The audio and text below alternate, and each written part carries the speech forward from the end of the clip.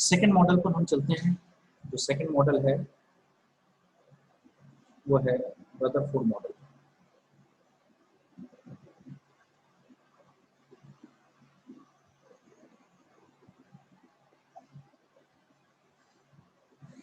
Rutherford model को हम 2-3 part में पढ़ेंगे। जो सबसे पहली चीज हम इसमें पढ़ेंगे, ए पार्ट, वो है इसका एक्सपेरिमेंट। रदरफोर्ड और उसके 2 असिस्टेंट थे, एक में फेलो थे। उन्होंने एक एक्सपेरिमेंट परफॉर्म किया जिसको Rutherford alpha particle scattering experiment कहते हैं। वो किस तरह का था और क्या उसमें थी, तो हम एक एक करके उसको नोट डाउन करते हैं। पहली चीज जो उसने बोला, रदरफोर्ड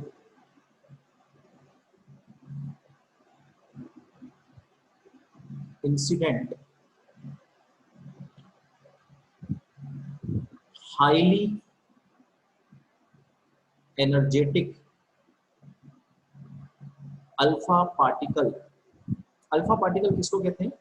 जो हीलियम का न्यूक्लियस होता है, He पर अगर +2 लगा दें, 2 4, इसका एटॉमिक नंबर 2 और मास नंबर 4, इसी को alpha particle. Alpha particle on a thin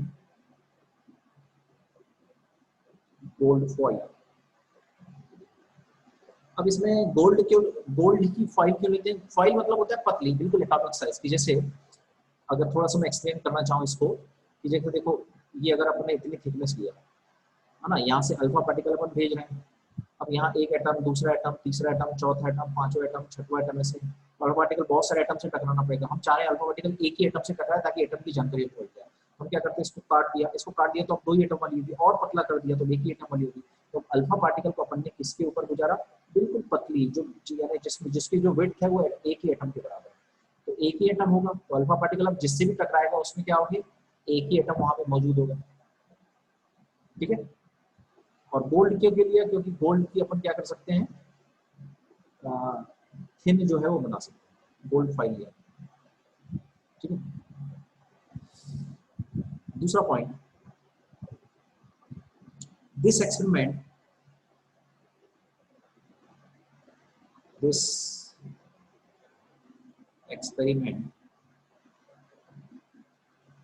is called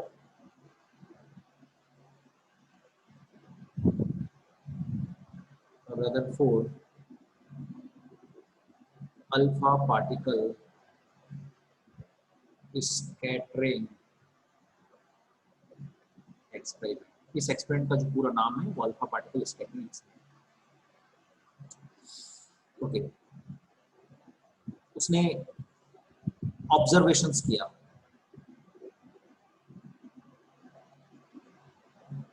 observation experiment के बाद, इसको चाहे तो हम सेकंड पार्ट कर सकते हैं। ये इसके ऑब्जर्वेशंस हुए, तो अल्फा पार्टिकल इंसिडेंट करने पर उसने क्या क्या ऑब्जर्व किया। उसने पहली चीज जो ऑब्जर्व किया, most of the alpha particle passed through foil undeviated।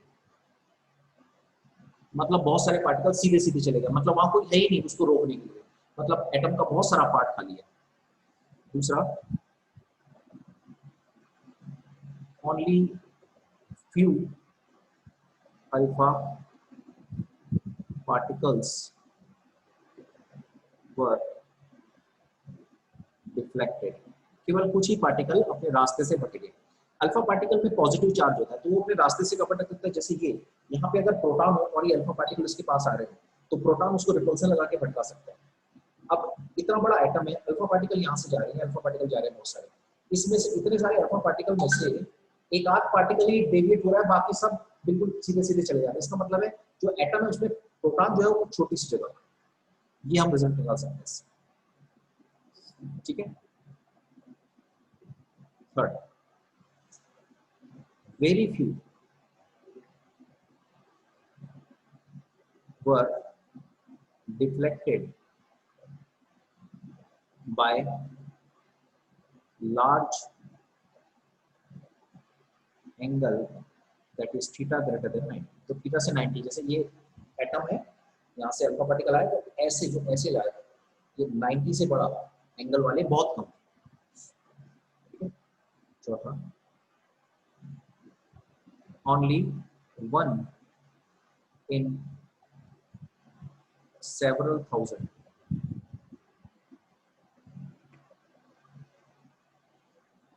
were rebounded back, rebounded back। Rebounded back का मतलब होता है theta is equal to 180 degree पर रिबाउंडेड। तो ये है, ठीक है। इन पॉइंट को जरा एक बार देख लीजिए और फिर हम इसको मैं आपको बताता हूँ कि क्या सिचुएशन रही होगी। ठीक है, तो इस तरह की सिचुएशन रही थी कि जैसे ये एटम है, ठीक है, तो इसमें हुआ ये कि एटम है मान लिया, तो हुआ ये कि बहुत सारे पार्टिकल जो अल्फा पार्टिकल है वो तो सीधे ही निकल गए, जैसे कोई फर्क ही नहीं पड़ा।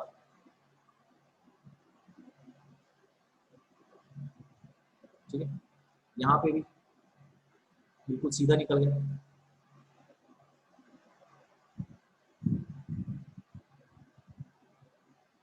कोई फर्क नहीं पड़ा, सीधे सीधे चले गए।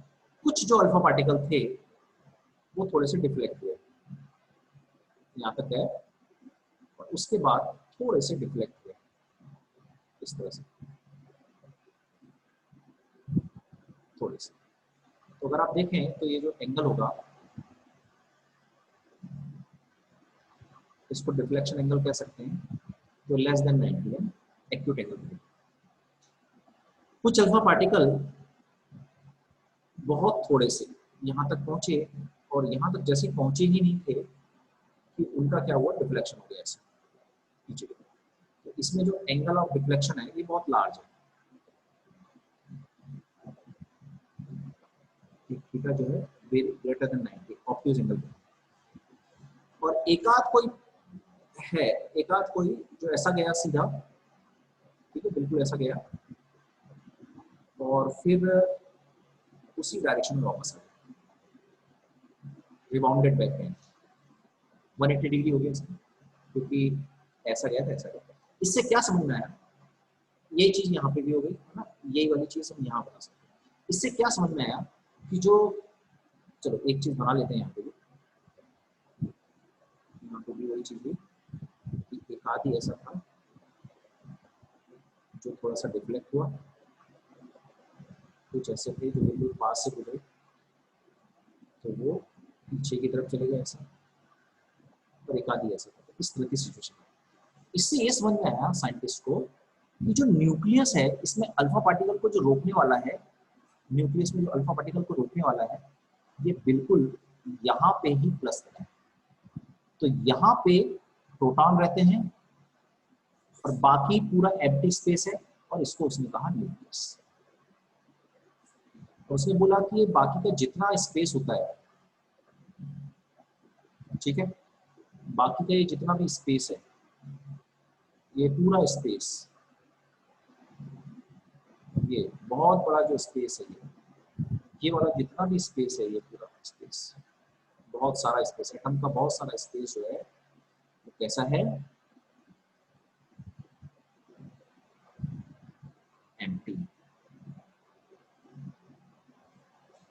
और प्रोटॉन जो है वो बहुत ही वेरी स्मॉल रीजन है, प्रोटॉन वेरी स्मॉल रीजन है इसको न्यूक्लियस में। ओके, तो ये अल्फा पार्टिकल रदरफोर्ड एक्सपेरिमेंट है। ठीक है, अब नेक्स्ट पार्ट में हम इसके कंक्लूजन्स को लिखेंगे।